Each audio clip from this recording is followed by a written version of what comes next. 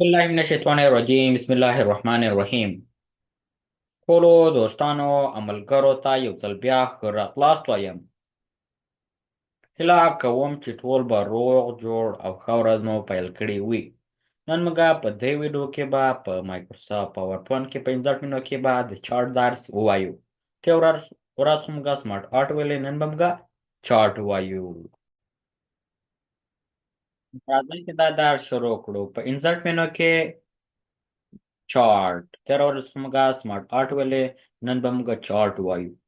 موږ خو تېره ورځ ویل چې موږ غواړو متن په شکل کې وښیو، نو موږ د سمارټ آرټ لار نه کولی شو.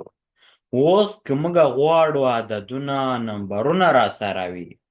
غواړو هغه په شکل کې وښیو، نو موږ بیا د چارت له لارې نه کولی شو.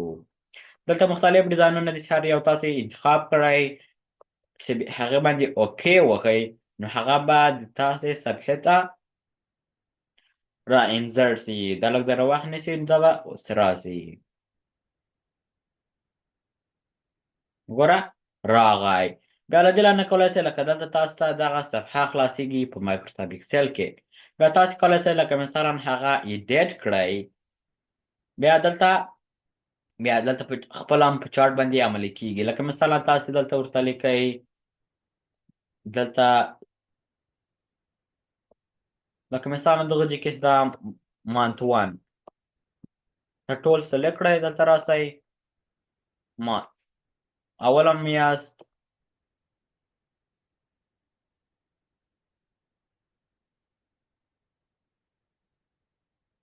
دومه میاشت به سلیکټ کړو، کنټرول سی.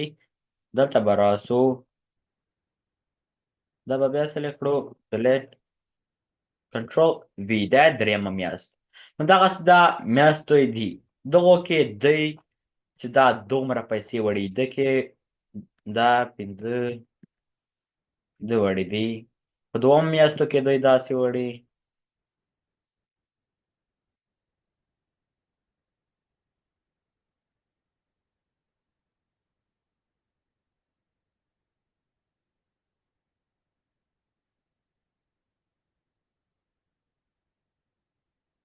دوی دومره پیسې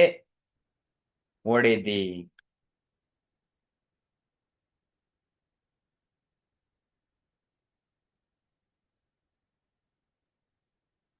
نو بیا دغه کې کله ګورئ لکه مثلا دلته داسې لکه کډوګریان ورکړي، لکه مثلا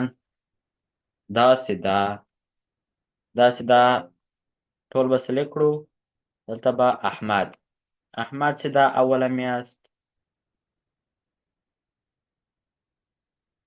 محمود،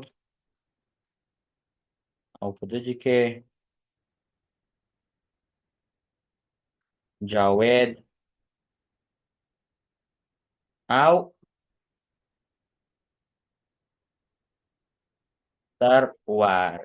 داسې د دغه نومونه چې موږ اوس په دلته کلیک کړو، یعنې دغسې دا کلوز کړو، نو تاسې ګورئ دلته ور اډ سول. ګوره د احمد چې دا داسې د آسماني رنګ چې لري، دا مانت 1 ده. دغه نارنجي چې لري دا مانت 2 ده، او دا خړ چې لري دا درېیم ده. دا د احمد د اولې، دومې د درېیم معاش ده یا پیسې چې ده ګټلې دي. دا د محمود ده، د جاوید ده، او د سرور ده. لکه دغه چې موږ دغه ور اډ نه کړو. دلته چې دا هم ځان ته هغسې هغسې دا چارټس ده. دا هم لکه موږ د سمارټ آرټ ویلې، دا چارټس ده، دا هم خپله ځان ته د ډیزاین منو لري. دغه به د ډیزاین منو به موږ هم ووایو. راځئ چې دا درس شروع کړو. د ډیزاین منو ان چارټ. اول موږ سره دا اډ چارټ elements. له دې لارې نه موږ کولی شو دغه خپل چارټ ته elements ده دغه ور اډ کړو. اوس څه خلته elements؟ اول اکسس. دغه اکسس ده دغه کوم ځای کې وي، لکه مثلا ته غواړئ عمودي وي که افقي وي. دلته که چېرې تاسې وګورئ، کولی شئ لکه مثلا تاسې دغه معلوم کړئ. دغه دې ته وایي دغه نمبرونه چې لکه مثلا په کوم ځای کې وي، عمودي وي که افقي، یا لکه مثلا هارزانټال که vertical وي.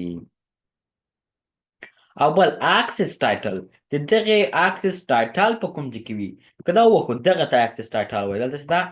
لیکل شوی ده که چېرې موږ د سایز غټ کړو نو دې ته اکسس ټایټل وایي لکه مثلا ته اوس غواړې دغه په کوم ځای کې وي لکه عمودي وي که افقي وي که دلته کلیک کړو ګوره له دې لانه موږ کولی شو همدغه ور اډ کړو لکه مثلا تاسې بیا دلته ورته وایسي لکه همدغه ټایټل چې ده اکسس په کوم ځای کې وي دلته تاسې دغه ورته انتخابوئ د باندې کلیک وګوره دلته راغی او بل چارټ ټایټل دغه خپله د چارټ دغه ټایټل دا دلته چې راسو دلته له موږ هغه ورکړو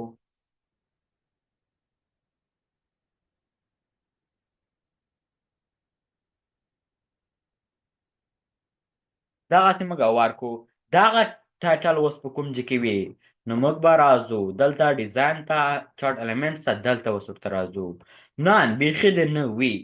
above chart د چارت په سر دی وي او که د چې لکه ګوره د خانه څه ده دا تر تېره سوې د لاندې راغله که above وکړو د دغې خانې له پاسه به راځي خپله د ټول چارت څه راسو above چارت له دې نه کولی شئ تاسې هغه کړئ دا که کوم ځای کې وي او اوس دا دغه د ډیټا لیبلز په کوم ځای کې وي لکه مثلا موږ اوس دا نان انتخاب کړی ده که چېرې کلیک کړو نه راځي نه ښکارېد لکه موږ بیا به راځو دلته ګورو چې د څومره پیسې وړي دي که چېرې موږ دلته راسو دلته ډیټا لیبلز دلته موږ یو دانه ورته انتخاب کړو ګوره داسې دا 4 روپۍ ګټلې دي بیا 4 په دومه میاشته کې بیا 12 بیا دلته تاسو ته دغه ښیي بیا له دې لارې نه کولی شئ لکه مثلا دغه موږ نان انتخاب کړی و ځکه چې نه ول بیا کولی شئ له هغه ورته پوزیشن معلوم کړئ لکه مثلا above وي سنټر په مابینځ کې وي انساید وي لکه مثلا لاندې په آخر کې وي که د دې په سر وي ګوره پسه دغه نمبرونه راغلل او بل موږ سره دغه ایرو بار وي که نه وي موږ اوس نان انتخاب کړی نه که چېرې موږ دغه اوس انتخاب کړو دا یو وګوره دې ته وایي دغه خطونه چې وینئ دې ته ایرو بارس وایي له دې لارې نه کولی شئ دغه بیا هغه کړئ لکه مثلا دغه په کوم ځای کې وي دا کولی شئ او بل موږ سره دغه ډیټا ټیبل پاتې شو له موږ نه دغلته لکه مثلا له دې لارې نه هم کولی شئ تاسې دا هغه کړئ که چېرې موږ دا وکړو نو موږ اوس دلته ښیي مانت 1 احمد چې دومره وړي محمود چې دومره وړي جاوید او دغه سرور دومره بیا دومره میاشته کې که غواړئ تاسې دغه یي که نه وي بیا کولی شئ یا پوزیشن معلوم کړئ چې د کوم ځای کې وي د دې ټیبل که نان انتخاب کړئ ګوره نسته او بل موږ سره دا ګریډ لاینز دغه د دغې د چارټ د دغې بیکګراونډ چارټ خطا څه خلته وي بیا له دې نه کولی شئ تاسې نن لکه مثلا یو سکاله انتخاب کړئ داسې وي که داسې که داسې که چېرې موږ دا انتخاب کړو ګوره دغه چارخطا د دغې د چارټ او بل لیجن له دې نه کولی شئ لکه مثلا دغه لیجن چې په کوم ځای کې وي دلته تاسو دغه ځای کې ښیي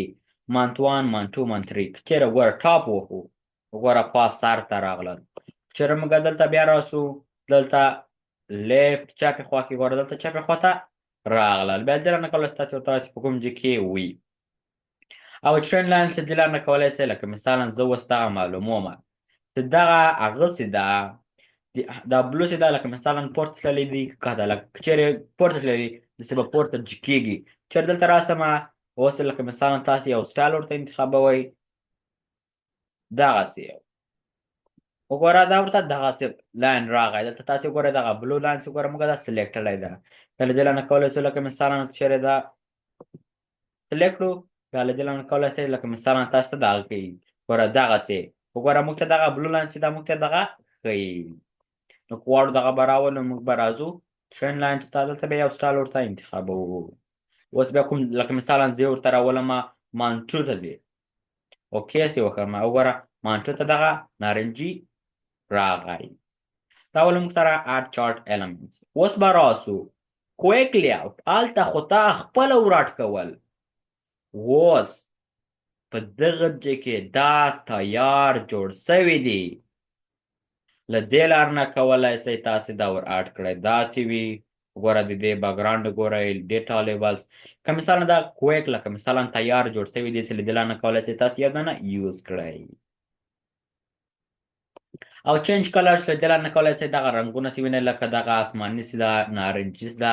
دغې ته لکه مثالا تاسې یو مختلف رنګ هم ورکړی لکه مثالا دغه یو وګوره د دې رنګ چینج سو. دلته راځو موږ یو دانه دا انتخاب کړو. وګوره د دغې رنګ چینج سو، وشین سو. بیا تر اوسه ګوره دا اسماني اول و. نو دې لارې نه کولی شئ تاسې رنګ ورته انتخاب کړئ.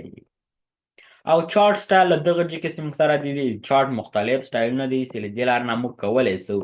دا تیار جوړ شوي دي موږ یوز کړو. ګوره داسې وي چېرې موږ په ده باندې کلیک کړو ګوره دغه سټایل څومره ښه ښکاري پرې ورغایي. له دې لارې نه موږ کولی شو لکه مثلا د چارټ سټایلونه دي چې له دې لارې نه موږ کولی شو یا دا نه یوز کړو دا تیار جوړ شوي دي.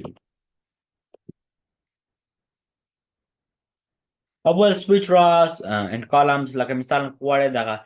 لکه مثلا کالم ته ته غواړئ را ته واړئ را کالم ته واړئ نو ته بیا له دې لارې نه کولی شئ لکه مثلا دغه سویچ کې. او سلیکټ ډیټا له دې لارې نه کولی شئ دغه کوم معلومات چې دي تاسو سره په دغه چارټ کې لکه مثلا دغه سلیکټ کړئ. لکه مثلا ګوره تاسو ته دا راخلاصېږي دا اوس لکه مثلا ګوره تاسې بیا چې یو دانه سلیکټ کړئ لکه مثلا زه ګوره دا اوس ټول چې دا چک مارک کړمه ما ته د سرور درېیمه میاشت بیخي نه ښیي نو زه به راځم دلته به دا به چک مارک کوم دلته اوس تا ته وایي اوس ته په څه شي کوې یو نوم اضافه کوې که مثلا دلته نیم ورکوې یا دغه ایډیټ کوې ریموف باندې به کلیک کړو مانتري اوس وګورئ اوکې سې وکړو وګوره مانتري ریموف سه وګوره مات 1 مانت 2 هغه مانتري ستا بیخي ریموف سوه. نو همدې همدې کار ده لکه مثلا غواړئ تاسې دغه ډیټا کوم معلومات چې دي هغه انتخاب کړئ بیا چې تاسې یې سلیکټ کړئ بیا دلته تاته وایي ریموو یې کړئ ایډیټ یې کړئ یو شی ور اډ کړئ.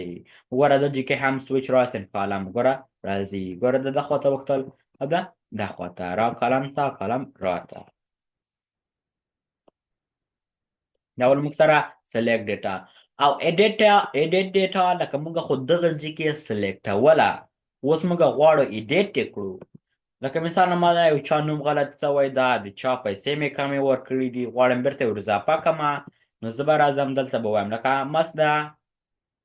سرور نه غلط شوی ده غلط نوم مې لیکلی دی دغه په ځای دې باید